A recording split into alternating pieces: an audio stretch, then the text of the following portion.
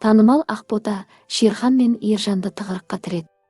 Жаңа қосылайыққа жаңа қатысушы ретінде асыға келген Шерханның жобадағы қатысуы ұзаққа созылмады. Неге екенін бәріңіз білесіздер.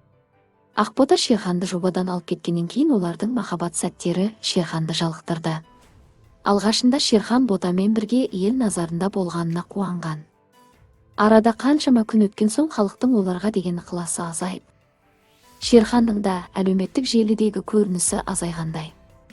Тіпті жанынан Ақботаны да көрмеуіміз мүмкін. Себебі Шерханның Ақботаға деген сезімінің жоқтығы тек оған қызығушылығын ғана білдіреді. Өйткені Шерхан мұны қосылайық жобасында дәлелдеп, Ақботаға дөрекі сөздер айтып, тіпті Ботаны эфирден қуып жібергені бәрінің есінде.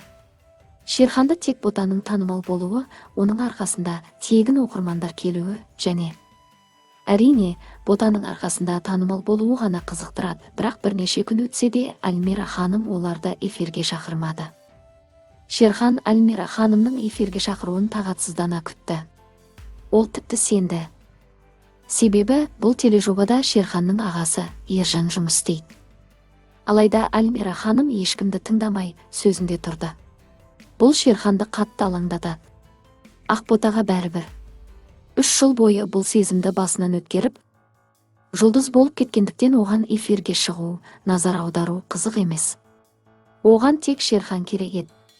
Әлеуметтік желідегі кейбір пікірлерге қарағанда Ақбота Шерханға ғашық. Міне, ол оған деген көзқарасын осылай сынайды. Шерхан үшін жоба әлі де маңызды. Шерханның Ботамен қарым-қатынасын үзуге тырысқанын соңғы стористерінен байқауға болады. Ботамен жұптық ара қатынасын тоқтатып, эфирге оралудың амалын іздеп жүр. Өйткені Альмира ханымның оларды эфирге шақырмайтынын білген. Енді көп сұрақтардың бірі Ақботамен не болды, Ақботамен араларыңыздың барлығы дұрыс па деген сұрақ. Қалай болғанда да уақыт көрсетеді. Бірақ бұл сәттер Бота үшін пайдалы болды. Міне, осының арқасында Шерханның оған деген шынайы сезімін сынап отыр. Барлығына асықпай, әлі бітті, әлі мынандай деп еш нәрсе қабылдамаңыздар. Осыны сезген Шерхан мен Ержан тығырыққа тірелді.